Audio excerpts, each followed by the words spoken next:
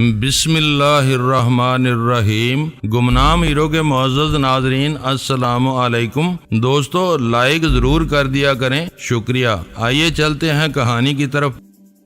Mrs Reynold کی بات پوری ہوتے ہی میں بند چوبی دروازے کی طرف بڑھ گیا۔ دروازہ کھلتے ہوئے اس کے آہنی قبضوں سے خاصی آواز پیدا ہوئی، شاید اسے ایک مدت کے بعد کھولنے کی نوبت آئی تھی۔ دروازے سے باہر مختصر سی بالکونی سے گول زینہ اوپر اور نیچے جا رہا تھا۔ پلاسٹک کی نیم شفاف چادروں میں گہرا گرا ہوا عمودی سرنگ نما وہ زینہ ناگوار سی سیلن زدہ بو میں بسا ہوا تھا۔ میں تیزی سے نیچے پہنچ کر باہر نکلا تو عمارت کے عقبی حصے میں خود رو گاز سے ڈھکا ہوا احاطہ نظر آیا، جس میں ٹوٹے پھوٹے فرنیچر، ڈبوں اور دوسرے کاٹھ کباڑ کے جا بجا ڈھیر لگے ہوئے تھے۔ میں وہاں رکے بغیر بغلی راستے سے گزر کر ہوٹل کے سامنے سے ہوتا ہوا فٹ پاتھ پر نکل آیا۔ آخری لمحات پر میں نے ہوٹل میں واپس جانے کا ارادہ ترک کر دیا تھا۔ غیر ضروری طور پر کسی سراغر ساں یا پولیس والے سے سامنا کرنا میرے حق میں مضر ثابت ہو سکتا تھا۔ مطلع ابر آلود تھا، سورج بادلوں کے اوٹ میں کہیں چھپا ہوا تھا۔ موسم خنک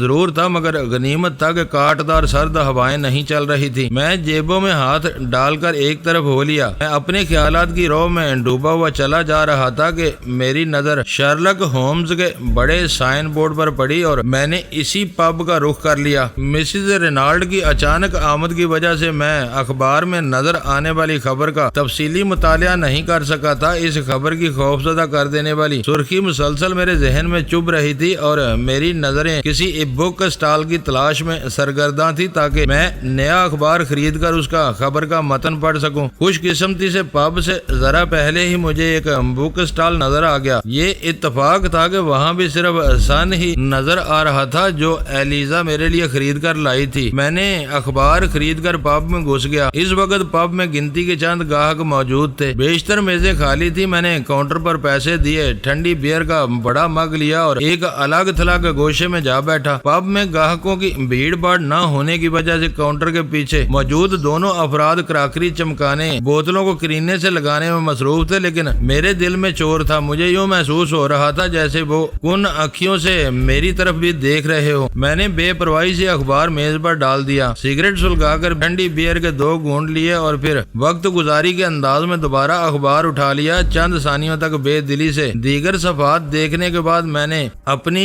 کار آمد مطلوبہ شہری صفحہ کھول لیا اور پھر تیزی سے پوری خبر پڑھتا چلا گیا۔ خبر کا متن پڑھ کر میری جان میں جان آئی کہ سرخی محض ایک قیاس پر مبنی تھی۔ اس میں کسی ٹھوس شہادت یا انکشاف نہیں کیا گیا تھا۔ اس قیاس پر میں سب سے پہلے غور کر چکا تھا۔ بات صرف اتنی سی تھی کہ گیتا کے کچن سے ملنے والے امیز ریسٹورانٹ کے تازہ استعمال کیے ہوئے خالی ڈبوں کے سہارے پولیس اس ریسٹورانٹ میں پہنچی تو وہاں کے ایک ویٹر نے یہ انکشاف کیا تھا کہ گیتا کے آرڈر کے مطابق اس نے ڈبے باہر منتظر ٹیکسی تک پہنچائے تھے۔ ٹیکسی میں مقتولہ کا کوئی خوبرو ایشیائی دوست بھی موجود تھا۔ وہ ایک عام سی بات تھی، ویٹر نے اس بات پر زیادہ دھیان نہیں دیا۔ اس نے اس وقت تک کوئی غیر معمولی بات محسوس نہیں کی تھی، اس لیے اس نے ٹیکسی کا نمبر دیکھنے کی ضرورت بھی محسوس نہیں کی۔ ویٹر کا اندازہ تھا کہ گیتا اس پر اسرار اور نامعلوم ایشیائی کے ساتھ کہیں دور سے آ رہی تھی اور اگر اس ٹیکسی ڈرائیور کا سراغ مل جاتا تو وہ گمنام قاتل کے بارے میں فیصلہ کن معلومات فراہم کر سکتا تھا۔ سن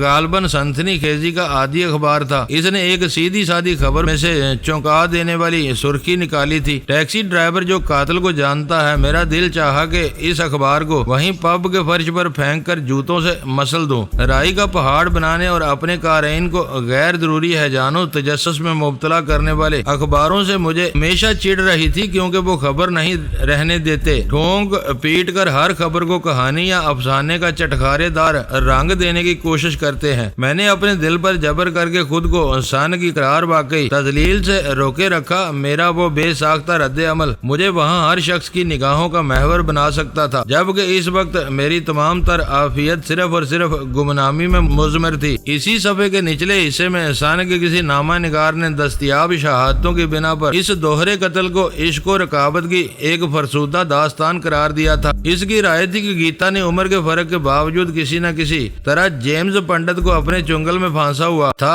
وہ اپنے اثر و رسوخ کے سہارے جیمز پنڈت کو اپنے ہائی کمیشن سے بھاری معاوضے پر خفیہ کام دلاتی رہتی تھی۔ آسانی سے حاصل ہونے والی اس آمدنی کا چسکا لگ جانے کے بعد جیمز پنڈت مجبور تھا کہ گیتا کی ہر جائز و ناجائز خواہش کو بے چوچرا پورا کرتا رہے۔ اس روز گیتا اپنے ساتھ کسی اور شناسا کو لے کر اپنے گھر پہنچی اور خورد و نوش کا جشن منانے میں مصروف ہو گئی۔ اسی دوران میں جیمز پنڈت اتفاقاً وہاں پہنچ گیا۔ انگریز باپ کا بیٹا ہونے کی وجہ سے وہ روادار تھا، مگر اس کی رگوں میں لیلا پنڈت نامی مشرقی برہمن زادی کا خون بھی دوڑ رہا تھا۔ وہ گیتا کے خلوت میں کسی اور کی مداخلت برداشت نہیں کر سکا۔ تصادم ہوا اور جیمز پنڈت نے دانستہ یا نادانستہ اپنے بے آواز ریوالور سے گیتا کو ہلاک کر ڈالا، جس کا ثبوت اس کے داہنے ہاتھ پر موجود بارود کے ذرات سے ملتا تھا۔ گیتا کے مرتے ہی اس کے نامعلوم شناسا نے کسی طرح جیمز پنڈت کو زیر کیا اور ہلاک کر کے وہاں سے نکل گیا۔ سن کی وہ گمراہ کن اور گھٹیا کہانی تفتیشی پولیس افسران کو بالکل ہی غلط راہ پر ڈال سکتی تھی۔ تفتیش کا بیشتر زور گیتا کے دوستوں اور ملنے جلنے والوں پر ہو جاتا، لیکن اس کا دوسرا رخ خطرناک تھا۔ سن کے چھچورے نامہ نگار نے وہی کچھ لکھا تھا جو ویرا کہہ چکی تھی۔ میں نے دل ہی دل میں دعا مانگی کہ ویرا کو سن کا وہ شمارہ دیکھنے کا موقع نہیں ملے، مگر مجھے اس دعا کی قبولیت کی زیادہ امید نہیں تھی۔ شہر کے بک اسٹال پر بڑے ڈیر کی صورت میں بچا رہنے والا سن واحد اخبار تھا جو میرے ہاتھ آ سکا تھا، اور شاید پورے شہر میں اس کا یہی حال تھا۔ پھر وہ ویرا کی نظروں سے کیسے بچ سکتا تھا؟ میں بیئر کے گھونٹ لے کر بے دلی سے اخبار پر نظریں دوڑاتا رہا۔ بدری ناتھ اور رمیش اگروال کی آمد کے انتظار میں بیکاری سے اکتا کر میں از خود ہی گیتا کی طرف متوجہ ہوا تھا۔ میرا ارادہ اس سے صرف چھیڑ چھاڑ تک محدود رہنے کا تھا، لیکن سلسلہ شروع ہوا تو حالات جلد ہی میرے قابو سے باہر ہو گئے اور تیر کمان سے نکل گیا۔ وہ دونوں نہ مارے جاتے تو میرا ان کی قید سے نکلنا ناممکنات میں سے تھا۔ وہ مجھے جلد ہی انڈین فارن سروس یا سیکرٹ سروس کے حوالے کر دیتے اور میری آزادی کی ہر راہ مسدود ہو کر رہ جاتی، مگر میرے ستارے میرا ساتھ دے رہے تھے۔ میں ایک چوہے دان میں پھنستے پھنستے پھسل کر باہر نکل آیا۔ پہلے میں غیر مسلح تھا، اب میرے پاس گیتا کا چھوٹے بور کا بھرا ہوا ریوالور موجود تھا۔ جیمز پنڈت کا بے آواز ریوالور جو میرے لیے بہت زیادہ کارآمد ثابت ہو سکتا تھا، میں نے مصلحتاً جائے واردات پر چھوڑ دیا تھا، کیونکہ وہی جیمز پنڈت کے جرم کا واحد ثبوت تھا۔ ریوالور اس کی ملکیت تھا۔ اس کے چیمبر میں 2 گولیاں کم تھیں، ایک گیتا کی لاش میں پیوست تھی، دوسری نے اس کا چہرہ مسخ کر دیا تھا۔ اس کے ایک ہاتھ میں بارود کے ذرات دریافت ہو چکے تھے۔ 2 جمع 2 کی طرح وہ ایک آسان صورتحال تھی۔ گیتا کا قاتل مار دیا گیا تھا، مسئلہ صرف یہ رہ جاتا کہ جیمز پنڈت کا قاتل کون تھا۔ دوسرا اعصاب شکن مرحلہ ذرا دیر پہلے رائل ہوٹل میں پیش آیا تھا۔ ایک بڑی واردات کے ارتکاب کے بعد شہر کی پولیس شاید عمومی پڑتال کے لیے ہر بھرپور انتظامی صلاحیت کے ساتھ علاقے میں نکل پڑی تھی، مگر وہاں مسز رینالڈ کی ایک خود کردہ غلطی میری نجات کا پروانہ بن گئی۔ اگر اس نے مجھے عقبی زینے سے نہ فرار کرایا ہوتا تو شاید میں اس وقت پولیس والوں کے تلخ اور کڑے سوالات کا سامنا کر رہا ہوتا۔ میں نے اخبار لپیٹ کر میز پر ڈال دیا۔ اخبار بینی کے ظاہری شغل سے فارغ ہو کر میں اپنی کرسی میں ذرا پھیل کر بیٹھ گیا۔ مجھے وہاں سے اٹھنے کی کوئی جلدی نہیں تھی۔ کراچی سے دبئی تک کے سفر میں نے سلیم اکبر خان کو مدن موہن سے ہمدردی رکھنے والے ایک خود غرض پاکستانی کی حیثیت سے دریافت کیا تھا، لیکن لندن میں اس کی ذات میرے لیے خاصی اہم ثابت ہوئی تھی۔ وہ ملک کا غدار تھا جو عیش و عشرت کے حصول کے لیے ناموس وطن کا سودا کر رہا تھا۔ کراچی میں اول خان جال بچھا کر اس کی واپسی کا انتظار کر رہا تھا اور مدن موہن کی یکا یک رپوشی پر خطرہ بانپ کر ملک سے فرار ہو چکا تھا۔ غنیمت تھا کہ میں نے اسے بہلا پھسلا کر دوبارہ پاکستان جانے پر آمادہ کر لیا تھا۔ اس تصویر کا ایک رخ تھا، دوسرا رخ غیر متوقع طور پر میرے لیے ایک انعام ثابت ہوا تھا۔ وہ رائل ہوٹل کا مستقل گاہک تھا۔ اس پر اعتماد کی وجہ سے ہی مسز رینالڈ نے میرا کمرہ اس کے نام پر بک کیا تھا، اور پھر اپنی اس غلطی کی پردہ پوشی کے لیے مجھے پولیس کا سامنا کرنے سے بچایا تھا۔ وہ کوئی انہونا اتفاق نہیں تھا۔ گندے ہوئے اور پیوست واقعات میں رفتہ رفتہ ہی سلیم اکبر خان کا کردار ابھر کر سامنے آیا تھا۔ وہ سفر کی ابتدا میں مجھ سے نہ ٹکرایا ہوتا تو شاید میں اس وقت بھی ماسٹر رابرٹ ہوٹل میں ویرا سے کسی متبادل قیام گاہ کے سوال پر تبادلہ خیال کر رہا ہوتا۔ کیا میں یہاں بیٹھ سکتا ہوں؟ ایک ملاحت امیز اور نخیز مردانہ آواز نے مجھے چونکا دیا۔ میں نے سر اٹھا کر دیکھا تو وہ گوری چمڑی، نیلی آنکھوں اور سنہرے بالوں والا ایک نوجوان لڑکا تھا، جس کے جسم پر صرف ٹی شرٹ اور سال خوردہ سی جیند نظر آ رہی تھی۔ اس کی آنکھوں میں امید اور پتلے پتلے گلابی ہونٹوں پر مسکراہٹ تیر رہی تھی۔ کیوں؟ میں نے تیکھے لہجے میں سوال کیا۔ کیا یہاں دوسری میزیں خالی نہیں ہیں؟ میزیں ضرور خالی ہیں مگر میری جیب بھی خالی ہے، اس نے کسی شرمندگی کے بغیر میری آنکھوں میں آنکھیں ڈال کر جواب دیا۔ میں نے سوچا کہ تم اکیلے ہو، تمہیں کمپنی کی ضرورت ہوگی۔ بات کرتے ہوئے وہ ڈٹائی سے میرے سامنے والی کرسی کھینچ کر بیٹھ گیا۔ مجھے اس کی حرکت پر خاصا تاؤ آیا مگر میں نے فوراً ہی اپنے غصے پر قابو پا لیا۔ بیئر کا ایک مگ خرید کر میں 4 کرسیوں والی اس میز پر اپنا زیادہ حق نہیں جتا سکتا تھا۔ ویسے بھی اس نازک صورتحال میں مجھے کسی بھی توت کار سے گریز ہی کرنا تھا۔ تم کیا چاہتے ہو؟ میں نے اسے گھور کر پوچھا۔ کیا میں کسی اور میز پر چلا جاؤں؟ میں میکل فیلڈ کا رہنے والا ہوں لیکن لندن کے بارے میں یہاں رہنے والوں سے زیادہ جانتا ہوں۔ اس کی زبان چل پڑی۔ آج کی ٹیوب میں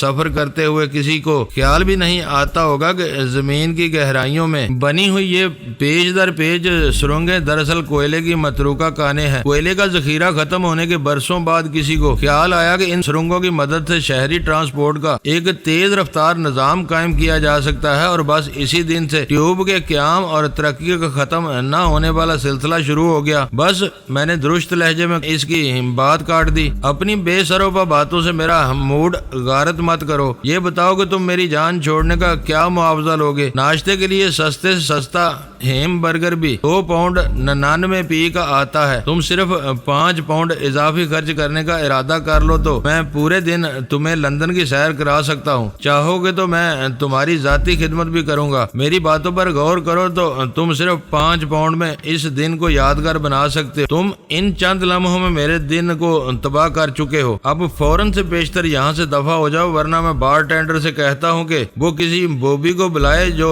تمہیں یہاں سے لے جائے۔ اس نے میز پر پڑے ہوئے اخبار پر جھپٹا مارا اور نیچی آواز میں مجھے بلیک سوائن کہہ کر پھرتی سے کرسی سے اٹھ گیا۔ اس وقت اس کی نیلی آنکھیں قہر بار نظر آ رہی تھی۔ اس لڑکے کی ذلیل حرکت نے مجھے اس قدر مشتعل کر دیا کہ میں گراتا ہوا اس کی طرف لپکا۔ کتیا کے بچے، تیری یہ مجال! میرے خراب تیور دیکھتے ہی اس نے اخبار سمیت دروازے کی طرف دوڑ لگا دی اور میں شکست خوردہ انداز میں اپنی کرسی پر گر گیا۔ اس نابکار لڑکے کی بد زبانی پر مشتعل ہو کر میں نہ چاہتے ہوئے بھی پب میں ایک تماشا بن چکا تھا۔ میری اونچی آواز پر وہاں موجود لوگ تحیر زدہ انداز میں گردنیں اونچی کر کے میری طرف دیکھ رہے تھے۔ پب کا مختصر سا عملہ بھی کنا ہو چکا تھا۔ ایک معمر بار ٹینڈر اپنے آراستہ اور اونچے کاؤنٹر کے پیچھے سے نکل کر تیز تیز قدموں سے میری طرف آنے لگا۔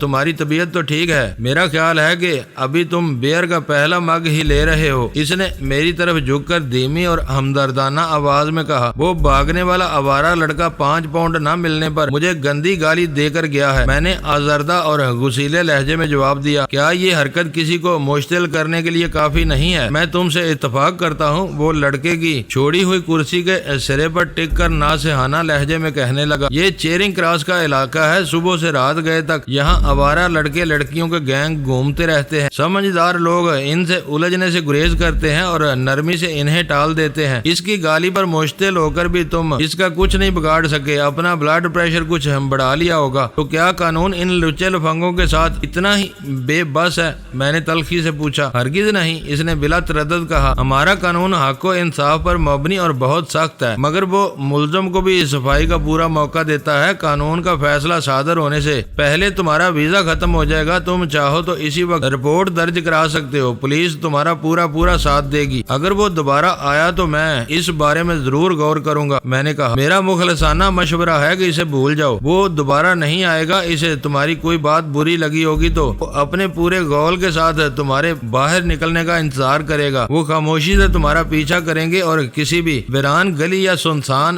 زیر زمین راستے میں تمہیں مار پیٹ کر لوٹ لیں گے۔ تمہاری ساری تفریح غارت ہو جائے گی۔ یہ اس شہر کی بدقسمتی ہے کہ یہاں بے راہ رو نوجوان کی تعداد اتنی بڑھ گئی ہے کہ ان کے سدے باب کی تدبیریں ہر وقت ناکافی محسوس ہوتی ہیں۔ گلاس ختم کرو اور دماغ کو ٹھنڈا رکھو۔ تشفی آمیز انداز میں میرا شانہ تھپ تھپا کر دوبارہ اپنے کاؤنٹر کی طرف چل دیا اور میں یہ سوچتا رہ گیا کہ اس نے واقعی مجھے مخلصانہ مشورہ دینے کی کوشش کی تھی یا مجھے لندن کے نوخیز گنڈوں سے خوفزدہ کرنے کی کوشش کر رہا تھا۔ میرا ارادہ وہاں بیٹھ کر بیئر کے کم از کم 2 بڑے مگ خالی کرنے کا تھا، مگر اس واقعے سے طبیعت اتنی مقدر ہوئی کہ میں نے تیزی سے وہی مگ ختم کر کے پب چھوڑ دیا۔ پب سے نکلتے ہوئے میں نے سرسری انداز میں دائیں بائیں دیکھا، لیکن فٹ پاتھ پر رواں ہجوم میں مجھے ایسی کوئی ٹولی نظر نہیں آئی جو ایک ہی جگہ رک کر کسی کی آمد کا انتظار کر رہی ہو۔ میں بے پرواہی سے ایک طرف چل پڑا۔ اس وقت میرا ارادہ آوارہ گردی کر کے وقت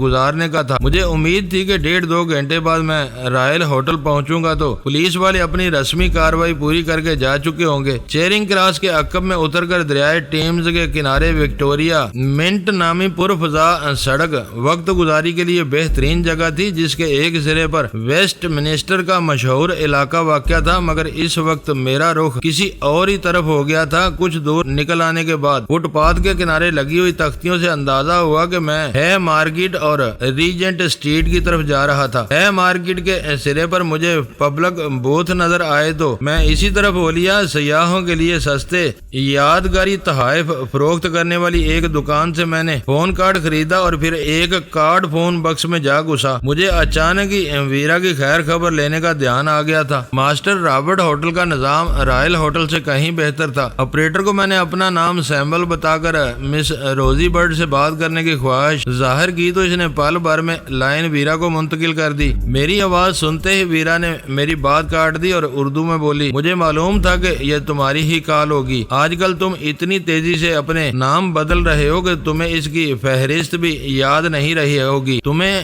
تمہارے ابا جان کے قاتلوں تک پہنچانے کے لیے نہ جانے اور کیا کرنا پڑے گا۔ غنیمت ہے کہ ابھی تک تو ساری بپتا نام پر ہی گزر رہی ہے۔ زیادہ بک بک مت کرو، مجھے پتا چل چکا ہے کہ تمہارا منظور نظر آج لندن پہنچ رہا ہے۔ میں بے اختیار ہنس پڑا۔ یہاں آ کر وہ اپنا سر پیٹنے پر مجبور ہو جائے گا۔ اپنا سر پیٹتے ہوئے اسے خیال بھی نہیں آئے گا کہ کوئی اس کا ہمدرد بن کر اسی کا سر کچلنے کا منصوبہ بنائے بیٹھا ہے۔ بیرا نے اپنی عادت کے مطابق بے رحمی سے کہا، پوری بات سن کر تم بھی کہہ لگانے پر مجبور ہو جاؤ گی۔ میں نے خوش دلی سے جواب دیا، ایسا ہے تو پہلیاں کیوں بجوا رہے ہو؟ یہاں آ کر میں ہنسنے کو ترس گئی ہوں۔ میں نے سلطان شاہ کے ذریعے اسے ماسٹر رابرٹ ہوٹل کا نمبر دے دیا تھا۔ وہ نمبر ملائے گا تو اسے یہ معلوم نہیں ہوگا کہ میں وہاں کس نام سے ٹھہرا ہوا ہوں۔ اوہ خدایا، یہ مکاری تم نے جان بوجھ کر کی ہے یا بے دھیانی میں ایسا ہوا ہے؟ مجھے اس پر اعتماد ہے مگر اس کے آدمیوں پر ذرا بھی بھروسہ نہیں ہے۔ کل اول خان شبہ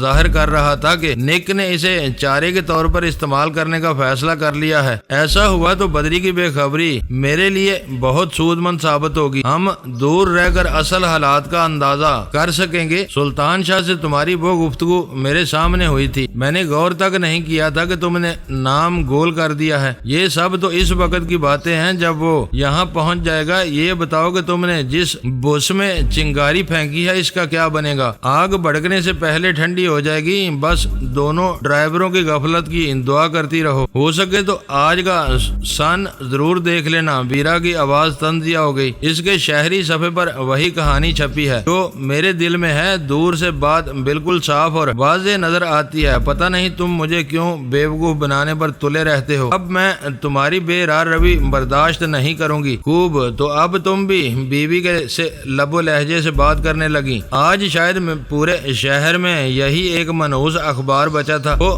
بودھی اور گھٹیا کہانی میں پڑھ چکا ہوں، بس رپورٹ کا انتظار کر لو۔ میں نے سن ہی نہیں دوسرے اخبارات بھی دیکھے ہیں، ان میں دبے دبے الفاظ میں ان شبہات کا اظہار کیا گیا ہے۔ یہ سب تمہارے دشمن تو نہیں ہے؟ میں کافی دیر سے شہر کی سڑکیں ناپ رہا ہوں، کال بھی پبلک بوتھ سے کر رہا ہوں۔ کیا یہ ممکن ہے کہ تم اس وقت اس طرف آ جاؤ؟ فون پر اردو میں بھی ایسی باتیں مناسب نہیں ہے۔ میں فوراً اس قید خانے سے نکل بھاگنے کے لیے تیار ہوں۔ شہر کے بارونق مرکزی حصے سے دور یہاں کمرے کے آرام کے سوا کیا رکھا ہے؟ کہو تو حساب بے باک کر کے اپنا سوٹ کیس بھی ساتھ لیتی ہوں۔ وہ شاید میری طرف سے ایسی کسی دعوت کی ہی منتظر تھی۔ وہ رکے بغیر کہتی رہی، سنا ہے کہ آج صبح سویرے پولیس والے ہوٹل کے مکینوں کے ریکارڈ کی دیکھ بھال کے لیے یہاں آئے ہوئے تھے۔ تو کیا وہ لوگ کمروں تک نہیں آئے تھے؟ میں نے متجسس لہجے میں پوچھا۔ ہو سکتا ہے کہ اگلی بار یہ نوبت بھی آ جائے۔ اس بار وہ فرنٹ آفس تک ہی محدود رہے۔ کیا تمہاری طرف بھی ایسی کارروائی ہوئی ہے؟ ہاں، میں نے ایک گہرا سانس لے کر کہا۔ آج یہ وبا شاید پورے لندن میں پھیلی ہوئی ہے۔ تمہیں ماسٹر رابرٹ کا کمرہ چھوڑنے کی ضرورت نہیں۔ کچھ رقم پیشگی دے کر چلی آؤ، کچھ پتہ نہیں کہ کب ہمیں سر چھپانے کے لیے کسی ٹھکانے کی ضرورت پڑ جائے۔ جب تک سلیم اکبر کراچی کے لیے روانہ نہیں ہو جاتا میں تمہیں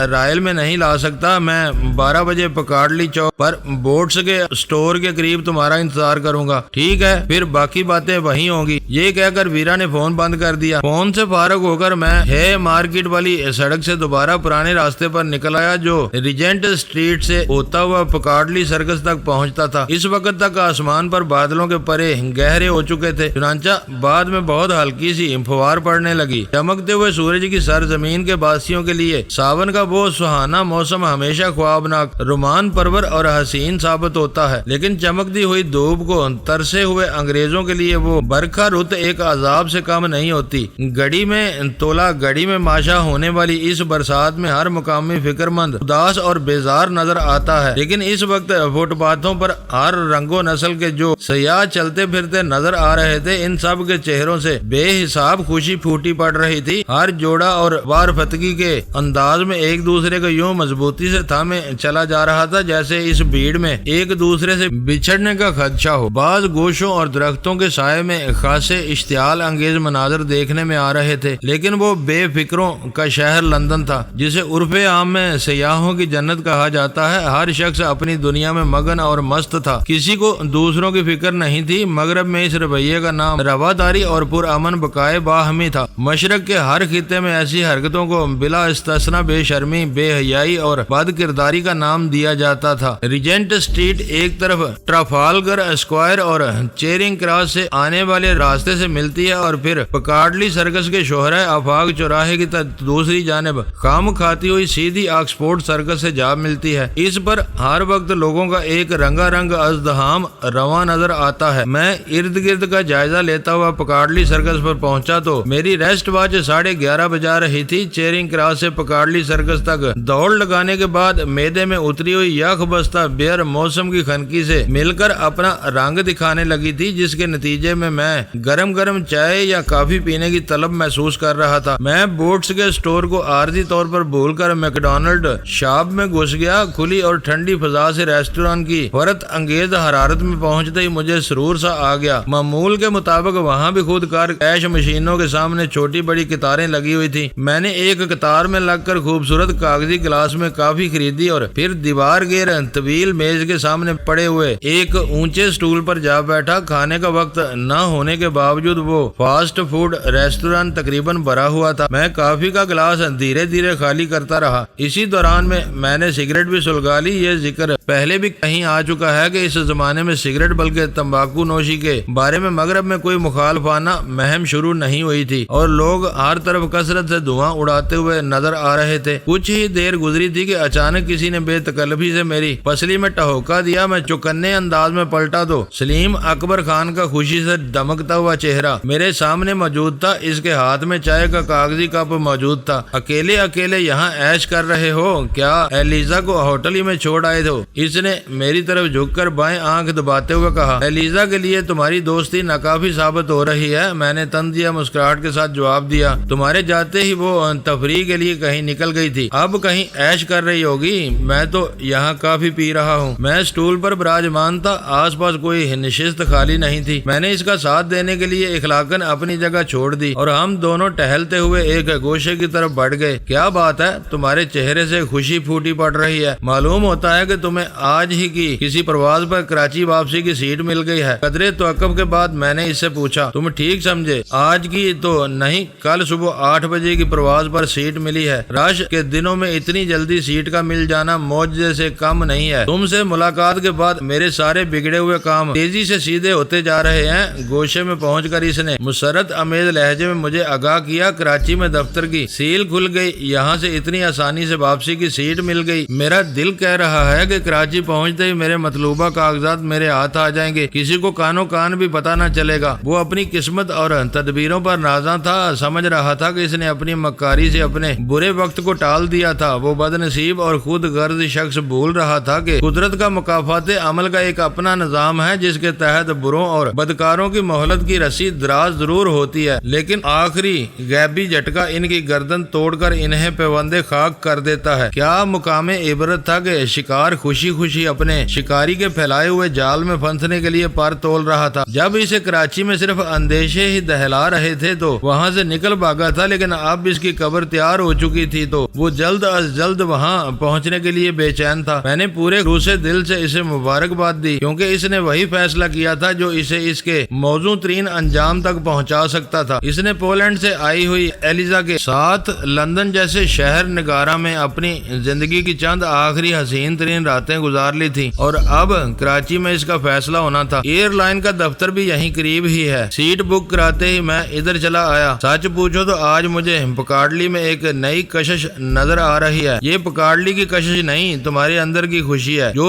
تمہیں ہر چیز میں چھائی ہوئی نظر آ رہی ہے۔ میں نے سنجیدگی سے جواب دیا، ابھی تمہارے ساتھ کوئی اندوہناک واقعہ پیش آ جائے تو یہی پکاڑلی تمہیں اجڑی ہوئی اور بے روپ نظر آنے لگے گی۔ اوہو، اس مبارک موقع پر ایسی بد فال تو منہ سے نہ نکالو، اس نے بے ڈنگے پن سے ہنستے ہوئے کہا۔ مجھے یہ بتاؤ کہ جب میں نے ایلیزا کو تمہارے حوالے کیا تھا تو تم نے اسے باہر کیوں جانے دیا؟ میں نے اپنی ریسٹ واچ پر سرسری نظر ڈال کر کہا، آؤ باہر چلتے ہیں۔ میں نے چائے کا خالی کپ ڈسٹ بن میں ڈال دیا۔ اندر کے خوشگوار ماحول سے خنک اور کھلی فضا میں پہنچ کر میں نے کہا، ایلیزا کو کوئی انگوٹھی یا ریسٹ واچ نہیں ہے جس کی ملکیت کو تبدیل کرنا تمہارے اختیار میں ہو۔ وہ نرم و نازک جذبوں سے مالا مال ایک زندہ لڑکی ہے۔ جب تک تم یہاں ہو اس سے دوستی کے مزے لوٹتے رہے۔ وہ اکیلی رہ جائے گی تو میں دیکھوں گا کہ وہ میرے لیے کتنی کشش انگیز ہے۔ باہر آتے ہی میں نے دانستہ اسے گرین پارک کی طرف جانے والے راستے پر ڈال دیا تھا۔ میری کوشش تھی کہ ویرا کے اس علاقے میں پہنچنے سے پہلے وہ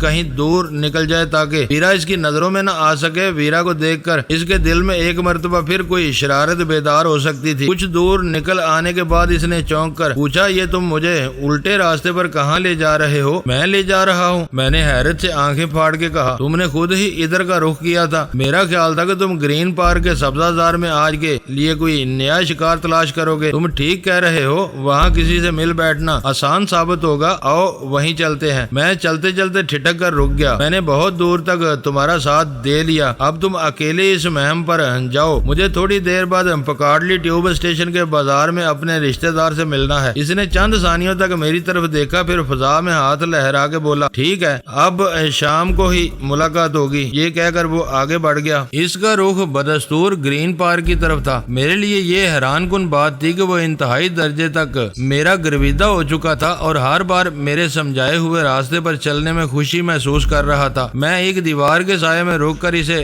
خراما خراما گرین پارک کی طرف جاتے ہوئے دیکھتا رہا۔ دوستو، ویڈیو کو لائک ضرور کر دیا کریں۔ ISI پاک آرمی زندہ باد، پاکستان پائندہ باد۔ معزز ناظرین، اپنا خیال رکھیے گا اور اپنے اس چینل کا بھی شکریہ۔